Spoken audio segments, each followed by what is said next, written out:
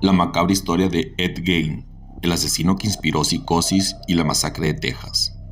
También se basaron en la vida de El Carnicero de Plainfield para crear a Buffalo Bill, el personaje de El Silencio de los Inocentes. El criminal fabricaba siniestros objetos con fragmentos humanos como un cinturón con pezones o sillas tapizadas con piel. La policía de Wisconsin no podía creer los elementos que decoraban la caótica escena. Un cinturón hecho con pezones de mujeres, varias sillas y una lámpara tapizadas con piel humana. Un corsé elaborado con un torso, narices, uñas, máscaras creadas con rostros, huesos, cráneos y el cuerpo de su última víctima colgado de los pies sin cabeza ni entrañas. Pero el desorden de la planta baja contrastaba con la pulcritud de la parte superior de la vivienda, donde el asesino que marcó a fuego a la cultura pop había cuidado a su madre hasta su muerte. La historia de Ed Gein, conocido como El Carnicero de Plainfield, inspiró a los personajes de Norman Bates de Psicosis, Leatherface de la masacre de Texas y Buffalo Bill de El Silencio de los Inocentes. Edward Theodore Gein nació el 27 de agosto de 1906 en el condado de La Crosse, Wisconsin, Estados Unidos. Su padre, George P. Gein, era un borracho que tenía una tienda de comestibles y su madre, Augusta T. Lerck, una ama de casa luterana que temía a Dios. La familia la completaban Henry, su hermano 4 años mayor. Posiblemente porque Augusta consideraba que La Crosse era una ciudad propensa al pecado, los Gein se mudaron 8 años después a una granja de 8 hectáreas en el pequeño poblado de Plainfield, donde, poco a poco, Ed cosechó la relación de amor-odio que marcó el vínculo con su madre y forjó su historia. Augusta era una ferviente religiosa que creía en el apocalipsis y consideraba que las mujeres eran prostitutas creadas por el diablo para tentar a los hombres. Obligaba a sus hijos a leer a diario la Biblia, en especial el Antiguo Testamento, que interpretaba casi literalmente. Solo había tenido sexo con su marido para procrear. No creía en la amistad y castigaba a sus hijos si los veía jugando con sus compañeros. Aunque algunas versiones aseguran que Ed fue un buen estudiante, sus vecinos lo desmienten. Apenas llegó hasta el 7º grado y abandonó la escuela para trabajar en la granja. Lo hizo hasta que en 1940 falleció su padre, lo que obligó a los hermanos Gein a salir a buscar trabajo. Ed hacía pequeñas tareas y cuidaba a los hijos de sus vecinos.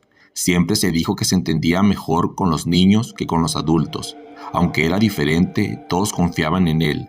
Lo definían como un raro inofensivo. Probablemente, la primera víctima de un adolescente Eddie fue su hermano.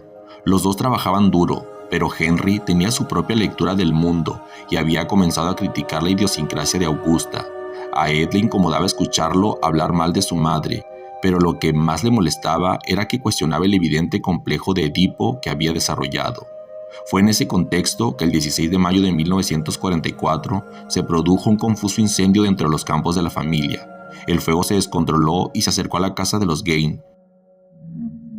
Cuando los bomberos terminaron de combatir las llamas, se dieron cuenta de que Henry había desaparecido y lo empezaron a buscar. Su cuerpo fue hallado al atardecer. Estaba boca abajo y tenía signos de haber sido golpeado. Las pericias demostraron poco después que había muerto asfixiado, pero el caso prácticamente no se investigó. La muerte de Henry le dio vida libre a la relación casi incestuosa de Ed y Augusta, pero apenas unos meses después, la mujer sufrió una apoplejía que la dejó paralizada, y en algún momento de 1945 padeció otro ataque. Su hijo la cuidó con devoción hasta su último día. Augusta falleció el 29 de diciembre de ese año. Ed había perdido su único vínculo con la cordura. No tenía con quién hablar. Se concentró entonces en sus fantasías. Crimen sin castigo. Mary Hogan murió el 8 de diciembre de 1954. Años después, cuando la policía llegó a la casa de Ed, encontró su cabeza en una bolsa. En el siglo XXI, el asesino hubiera sido encontrado a las pocas horas porque había pistas muy concretas, pero en los años 50, su crimen podría haber permanecido impune. La víctima había superado 2 divorcios y había llegado al pequeño pueblo de Plainfield desde Dallas. Atendía un bar y tenía una personalidad capaz de lidiar con los borrachos del pueblo. Era corpulenta y mal hablada. Todo indica que a las 16 horas de ese 8 de diciembre, la cantinera cerró el local, pero dejó entrar a tomar un café a Ed, que había empezado a frecuentar el bar. El joven le disparó con un revólver calibre 32. Esa tarde, el granjero Seymour Lester ingresó a la taberna para comprarle un helado a su hija y encontró en el suelo una enorme mancha de sangre y un cartucho. Se notaba que un cuerpo había sido arrastrado desde atrás de la barra hasta el estacionamiento, donde se veía con claridad las marcas de los neumáticos de un auto sobre la nieve. En el interior del bar había una taza con una mancha de sangre y parte de una huella digital. El último crimen en Plainfield había sido en 1853. Un siglo después, unas 700 personas vivían allí, y pasaba lo que ocurre en todos los pueblos en los que todos se conocen. Nadie imagina que su vecino puede ser un asesino en serie. Las peculiaridades de Gain pasaron desapercibidas, no porque no fueran visibles, sino porque los demás hicieron la vista gorda.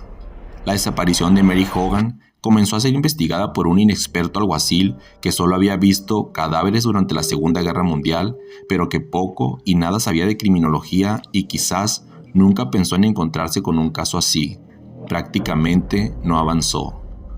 Los rumores en el pueblo eran de lo más variados e incluían la versión de que Mary Hogan había sido secuestrada por la mafia.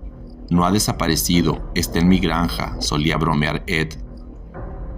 El crimen por el que Ed Gain finalmente fue descubierto fue sencillamente torpe. Fue brutal, claro, pero a ningún asesino que quiere permanecer impune se le ocurriría dejar tantos rastros. La última víctima fue la dueña de una ferretería, Bernice Worden. En el anochecer del 15 de noviembre de 1957, Ed ingresó al local del que era un cliente habitual y pidió un galón de líquido anticongelante. Acordó regresar por la mañana a retirarlo. Al otro día empezó la temporada de caza de ciervos en Plainfield. La costumbre indicaba que todos los hombres desfilaban hacia el bosque y volvían al atardecer con sus trofeos, que colgaban en la entrada de sus establos y exhibían luego de desollarlos y destriparlos. Aquel día en el pueblo se empezó a rumorear que era raro que Bernice no abriera la ferretería. Cuando su hijo regresó de cazar, inmediatamente dio aviso a la policía. Como Mary Hogan, su madre, había desaparecido, y no tardó en apuntar a Ed, cuyo nombre figuraba en la última factura de venta. Todos los caminos conducían a la granja de los Gain. La casa del horror. Ed ni siquiera había escondido el cuerpo de Bernice. Lo había colgado de las piernas en un galpón que lindaba con su vivienda y le había puesto unos ganchos en las orejas, por lo que la policía cree que lo iba a usar para decorar el techo de su casa. Como a los ciervos, Ed le había destripado. Era su trofeo. Frente a una estufa estaba su corazón y en una bolsa su cabeza. En medio de la oscuridad, ya que la granja no tenía luz, la policía fue descubriendo con la ayuda de linternas la terrorífica escena. Junto a más de una década de basura acumulada, posaban fragmentos humanos de lo más variados y objetos que Ed había elaborado con partes humanas, como cuencos hechos con cráneos y numerosas obras realizadas con piel, como leotardos, una papelera y varias sillas tapizadas. También había una lámpara creada con rostros humanos, además del cordón de una ventana confeccionado con labios. Había incluso un corsé que consistía en un torso despellejado y un cinturón con pezones. En una bolsa estaba el rostro de Mary Hogan y en una caja estaba su cabeza.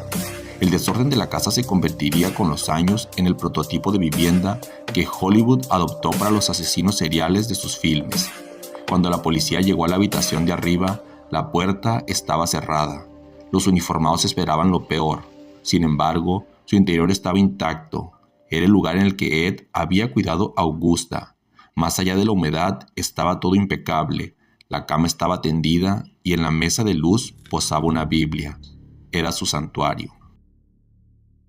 La confesión. Estuvo tenso. Recién cuando le dijeron que lo iban a poner frente al cadáver de Bernice, Ed abrió la boca, pidió una tarta de manzana con queso cheddar y confesó. Era el final del Psicótico Anónimo y el inicio de un ícono cultural conocido como El Carnicero de Plainfield, cuya historia llegaría al cine e inspiraría a emblemáticos personajes. Además de los crímenes de Mary Hogan y Bernice Worden, Ed confesó que desde la muerte de su madre hizo unas 40 visitas al cementerio de Plainfield. Solía leer los obituarios para saber cuándo y dónde iban a enterrar a mujeres, y esa misma noche profanaba las tumbas. En algunos casos robó cuerpos enteros, en otros solo algunas partes. Siempre negó haber mantenido relaciones sexuales con los cadáveres o comido carne humana. Olían mal, explicó. No está claro cuál era su objetivo.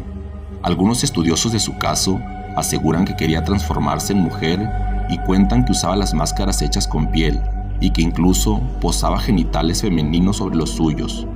Otros piensan que buscaba recuperar a su madre y llenar el vacío que había dejado en su vida. Posiblemente hay una cuota de verdad en ambas versiones. La macabra historia de Ed Gein, la cara oculta.